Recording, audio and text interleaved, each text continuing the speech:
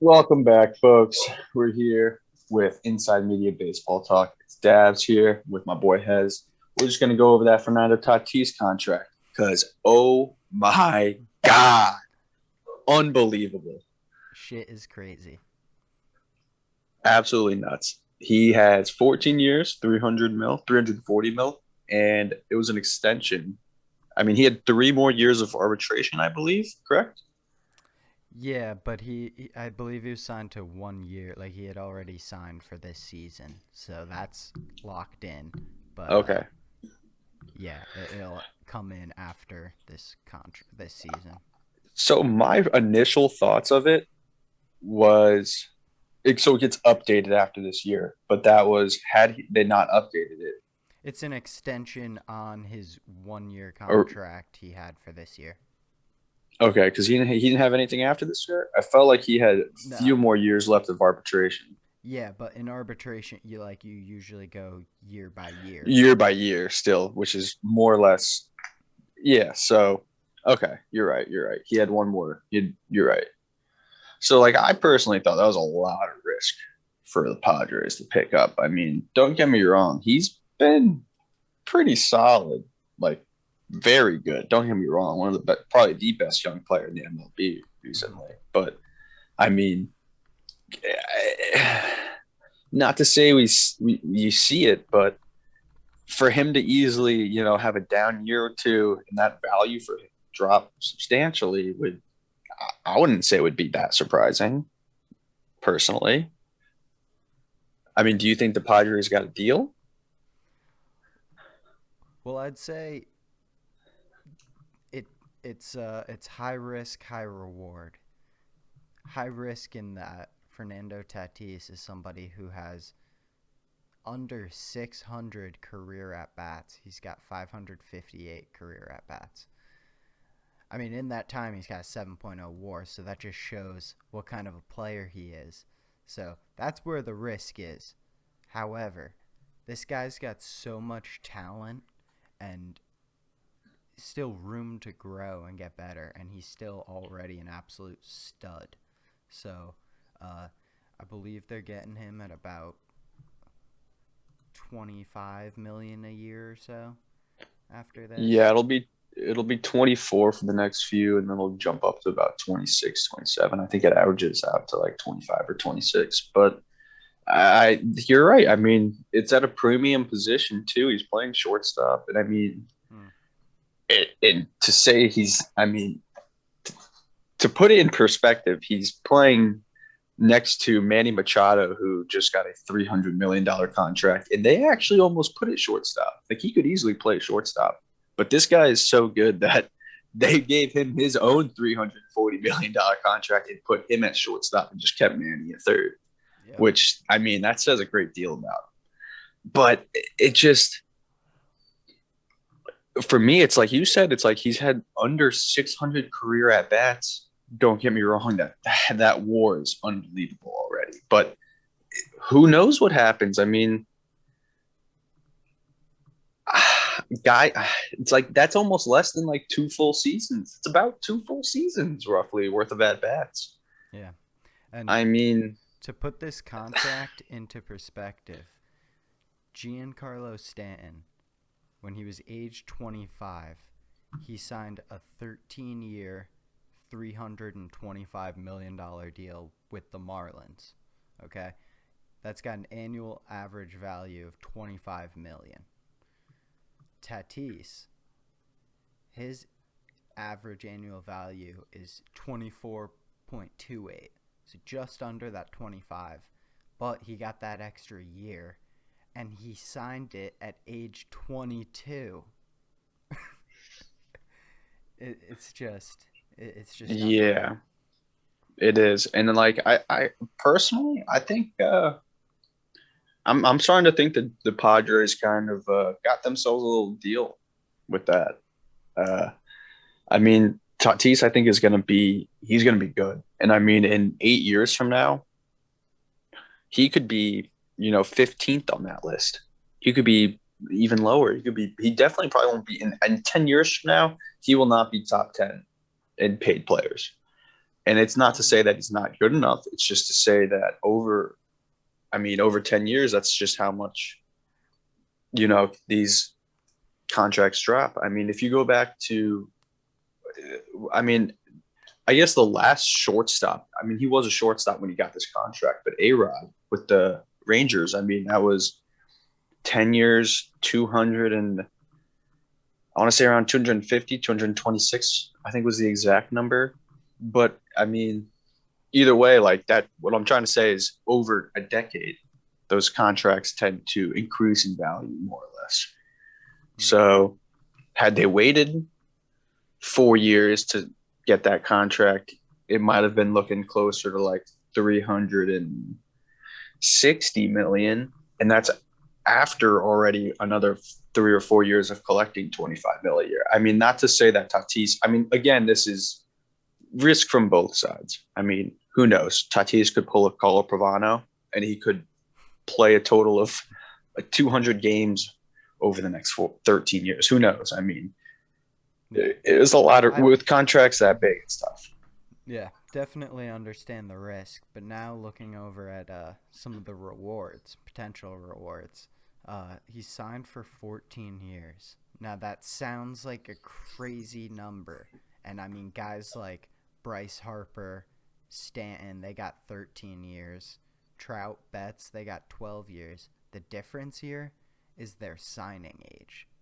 Trout and Betts both signed 12-year deals at 27, which means they're under contract on these massive deals until they're 39 years old.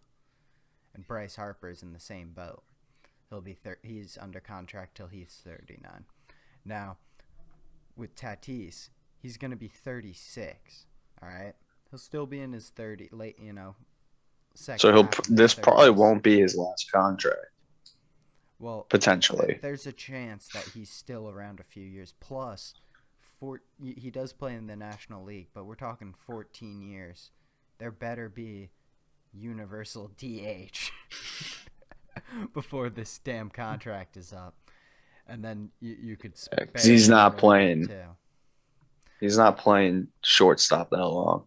But that'll be something interesting is Machado is going to be signed. They only got him on a 10-year deal. And he was 26 at the time he signed it. And that was the same offseason where Bryce Harper got a 13-year deal. But the difference was Harper's contract overall was only $30 million higher for those extra 3 years. So Machado's got the higher average annual. Average, yeah. I mean, I think the Padres got a deal Oh, yeah. because it comes back to it comes back to risk from both sides. And I mean, as much as you want to wait out a player who's only, I mean, he's played about 3 seasons total, technically, but he only has, 2 seasons. but how many? I mean, he's had some injuries over those. Or no, he played 2019 and 2020. 84 games, 2019, and 59 of the So he's 60 barely games even, last year. yeah, that actually makes sense. You probably average about 500-ish at bats a season, with some guys getting around 200-ish hits for the more bats. Yeah, I mean, a career 7 WAR with a career 300 average, 301 right In now. just like 506, or he's got 629 plate appearances. Yeah, so that's about a season. Honestly, that's maybe a little bit more than a season, but That's less. it's less. Yeah. Yeah, I mean, so if it's about a season, less than a season, 300 average, 39 home runs. I mean, dude, that's a hefty contract to be given somebody who's played less than a season, for sure. Yeah, it's about So I 140 mean, games. yeah. So, but the good thing about this though is what it says for other players in the league. For example, my boy Francisco Lindor, Uncle Stevie, getting the two Indians, but I love Cookie, but more importantly, Lindor. He's having Break about out a the checkbook. I know he has about a $23 million contract right now with the Mets. And after this season, he's going to be looking to sign big. I don't think it will be a 10-year deal, but I think it will be closer to the 8-year deal for around, I would say 200 mil. And I think that's somewhere more realistically for him. I mean, that's about 25 a year. And I think that's probably what he's looking for. I mean, he's Francisco Lindor is He's 26 years old he's now. 27. He'll turn 20. 27 He'll turn 29 in November. Or I'm sorry, he'll turn of next. 28 in November. Derp. Um, So he'll be 27 this year. I think, yeah. no, I he's mean, 27 now. 27, yeah, yeah. 8 years, 200 mil. It'll end when he's 35, 25 mil a year. I mean, what else can he ask? I mean, I that's think more than what I think he'll Tatis is want. getting. I think he'll want more money than I that. think I think he will too. And you know what else I think? I think Uncle Stevie will give it to him. I think he'll probably give him closer to 250 for 8 years Yeah, they if got they to. do 8 years. But we'll see. I'm excited. It also helps guys like Corey Seager. I know Corey Seager has more of a injury prone history, but he's coming up with a contract with the Dodgers after this season, so we'll see what they do with him. I mean, he's been an absolute talent the last 3 years as well. So I mean, they don't want to like let him walk, but if he's going to be asking something close to what these other shortstops are, I don't know if they'll be able to afford it. I mean, that luxury tax is high, but I don't know how high they can afford that payroll. Yeah, yeah. Seriously, that is two massive contracts weighing it down. I mean, the good thing is that you have like your guys locked up and they're not going anywhere anytime soon. Now the big part is just continuing to just develop, drafting, scouting, developing, and build from within. They've signed their big guys. You really don't want to lean on free agency anymore and give out any more ridiculous contracts. Just use free agency to plug smaller holes. And I mean, they have their core, so they just gotta they did one step to keeping it intact long term. So I like to see Yeah. it. The other thing that I wanted to bring up with this is looking at like the biggest contracts signed in the MLB. Mike Trout is obviously number one with that 12-year, $426 million deal, and the next closest is Mookie Betts, also 12 years, but only 365 million. So it's quite the gap there. And now with Tatis locked up long term, he got 340. Davs, do you think anybody playing in the MLB right now could get a contract over 400 million? Currently in the MLB, if you had asked me this 2 years ago, Hez, I would have said yeah. And but the way this one player has ended up turning out, he just hasn't. It's not to say he's been bad. It's just to say that he hasn't lived up to where I thought he would have been, and where a lot of other MLB analysts thought he would have been. And this is actually Mike Trout's teammate, Shohei Ohtani.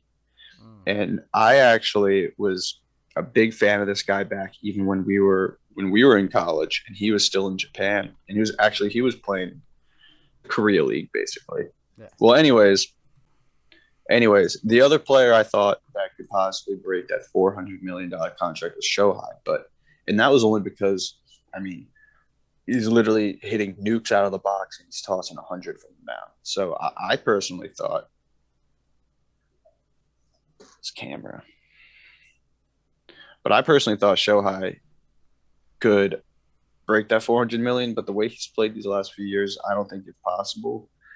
And then after him, I mean, over these past few years, I don't think we've seen anyone that could have come close. But I guess Acuna, but if we want to talk about some bad contracts, Ronald Acuna, I don't want to say he got fleeced by the Braves, but 8 years, 100 mil. Did they get a steal? Absolutely. But Yep. outside of those two, I don't think so. No. What are your thoughts? Yeah. Well, I think the Braves got some absolute steals with locking up Acuna for 10 years. I'm seeing 10 years, 124 million. And then Ozzy Albies, 45 million over 9 years.